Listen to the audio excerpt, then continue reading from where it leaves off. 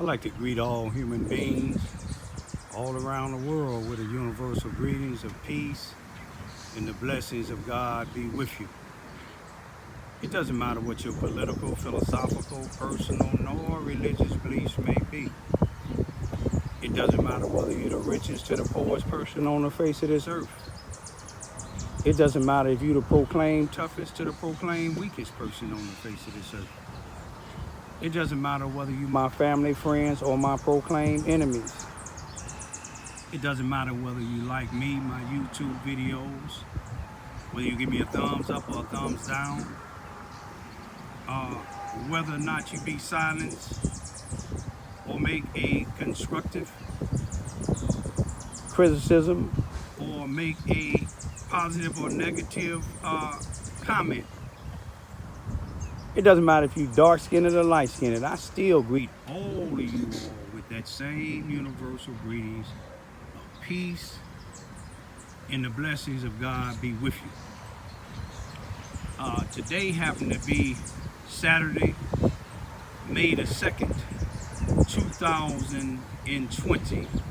Time of the vision, time for change.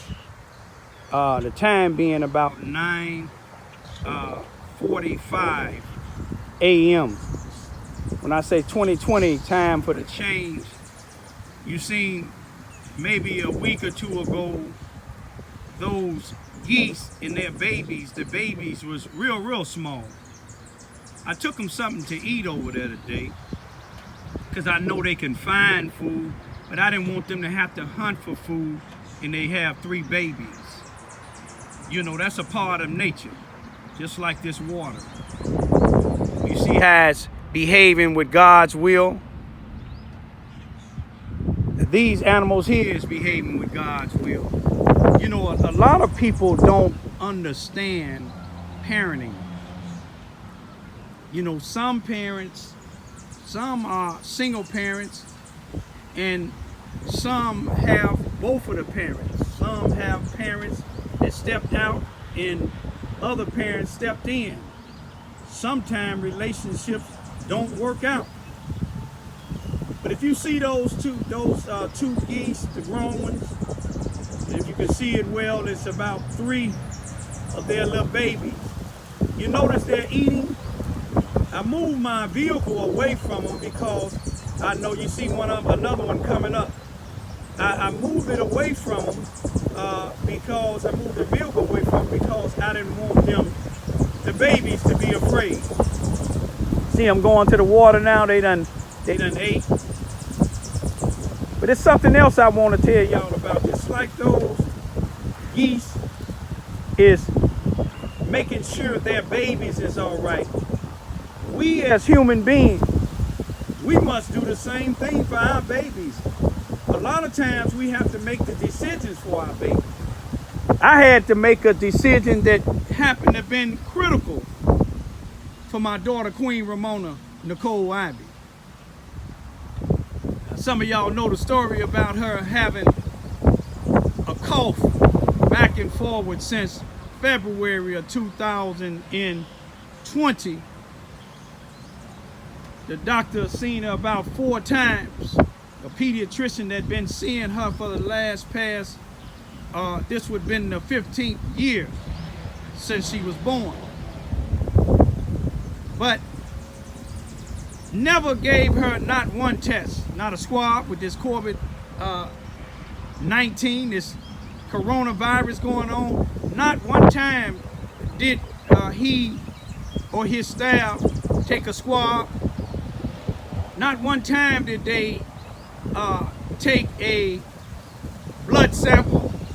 Not one time did they take a urine sample. Not one time did they take an x-ray. He allowed his stethoscope to tell me on the 4th time that she went, which was April the 9th, 2020. That was for the 4th time. Been given 2 or 3 different antibiotics from since February of 2020 to April the 9th, 2020. But my daughter, look at that, got a couple of ambulances headed, brand new, headed somewhere, headed south on I-57. They're needed in this day and age here with the things going on. But after she seen him on the 9th of April, when the nurse came in and asked her what was going on, my daughter told her about the shortness of breath when she inhaled, even showed her a video of the sound, which was letting her see that she was gasping for air when she tried to inhale. The nurse said a doctor be in shortly. My daughter said she overheard the nurse out in the hallway telling the doctor she have all the signs of COVID-19 other than the fever. But when the doctor came in, the doctor said it may be bronchitis, but no tests. Told her to try this different antibiotic.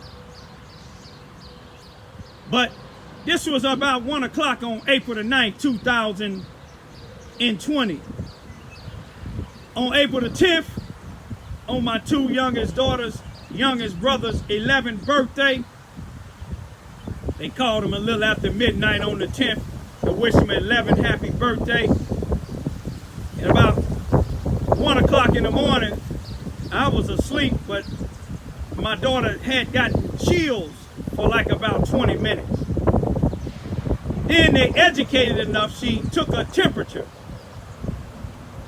And she said it was like 104. Took it again, it was about 105. So she was thinking that the thermometer didn't work, even though it was a digital one. She figured it wasn't working right, so she took her sister's. Her sister's was 98.6. I woke up about 3 to check on my dad, and she told me what was going on, and I told her to take it again, and it was 100.8. If I said 104, I meant 100.4, then 100.5, but it was 100.8. I got her together and took her to the hospital, skipped past Sykeston Hospital. And they admitted her. Y'all, some of y'all know the story. They admitted her. They had her in the Corbett unit for a little over 24 hours, ruled out the coronavirus. But her whole left lung was full of pneumonia, and it was working its way into the right lung. But they medicated her, took care of her real good, released her and put her on some antibiotics and an inhaler. But she don't have asthma, but they gave an inhaler to help her with her breathing when it's difficult. I'm telling you this story for a reason. Some of you parents, it ain't that you ain't good parents, but sometimes you listen to these doctors when it don't sound right. If you're not familiar with certain terms, ask about it, and then if it don't seem right, then you need to go to another step. I saved my daughter's life, because if she'd have kept on taking that antibiotics, she might have not been here today. Since that doctor didn't do what he supposed to did twice when she was admitted in the hospital, they took 2 x-rays to show the progress of the pneumonia.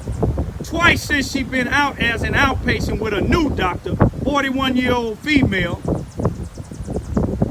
she done took 2 x-rays. And the second time, this female still has concerns, and we going to St. Louis to a specialist next week, because it may be some temporary or permanent damage to my daughter's lungs due to the negligence, the laziness of this doctor. See, I don't care who don't like what I'm saying. That's my daughter. You see what I'm saying? Whether I decide to file a lawsuit, I don't care if y'all say that's all I do. You can say it and keep on saying it. You see what I'm saying? My daughter is the one have to go through all these tests, not knowing what the results gonna be. because of the negligence of this doctor.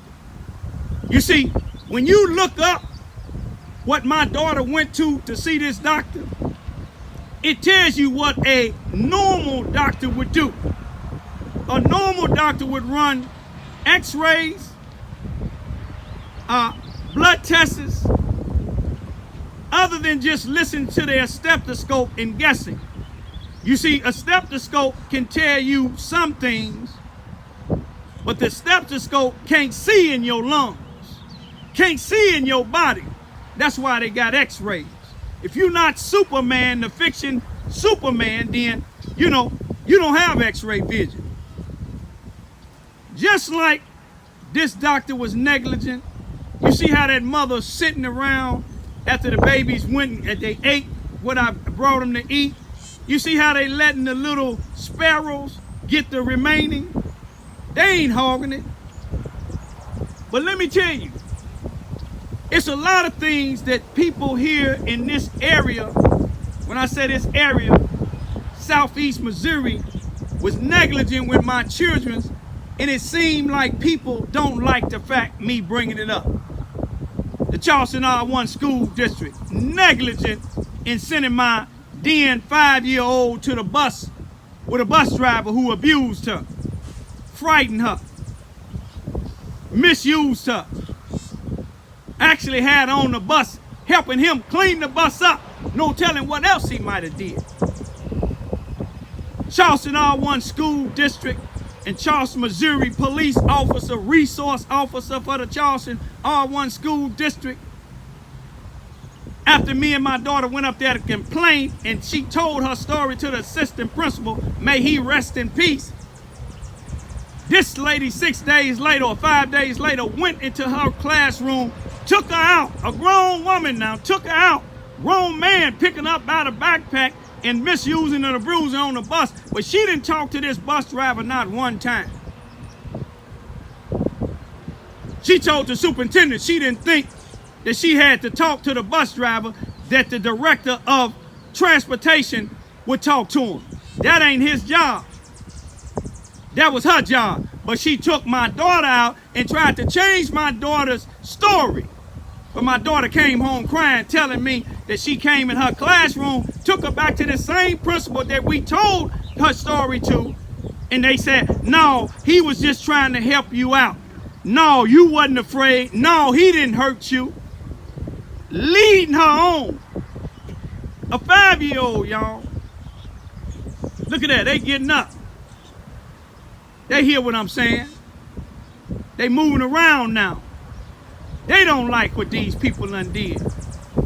You see, these people frightened my daughters so bad when they came in the house and took them out in 2008, and they was in the streets of Chicago, in Cabrini Greens, living in the streets for 70 days and 70 nights. I don't care who don't like me study bringing it up. I'm telling you how I was protective for my daughters. Not this individual that called himself Mikey Jones, who said he's kin to my children. He haven't stepped up damn time. All he telling me is, don't come back to Chicago, which I'm coming back real soon, maybe this month. Won't have no gun on, because the Bible tells me that no weapon formed against me would prosper. You see, now, had I not stepped up to the plate and went looking for my 2 daughters when they was in the streets of Chicago for 70 days, 70 nights, they somebody have been dead. Had I not stepped up and went to the courtroom and fought for my daughters, I wouldn't have had custody. They might have been up in the streets of Chicago somewhere dead or somewhere on the streets. Had I not took my daughter to this hospital, other than the one that where this doctor was working at, what would my daughters be now? Would she be getting this treatment that she getting now? No, she wouldn't be getting it. She'd probably be on a respirator or dead somewhere. Y'all wake up. When you have problems in that school, Charleston R1 school district, in that police department, sheriff department, city hall, speak up. Even if you speaking up by yourself, it makes a difference. Somebody gonna hear it. You see, people is hearing what I'm saying. That's why somebody done made a YouTube video, Everybody Hate Raymond. Everybody don't hate this racism that's going on in Charleston, Missouri. Everybody don't hate these sellout blacks that's using other blacks. Everybody don't hate drug dealers selling drugs in the black community. Everybody don't hate that, but they hate Raymond. Learn how to spell Raymond. R-A-Y-M-O-N-D. Peace, be still.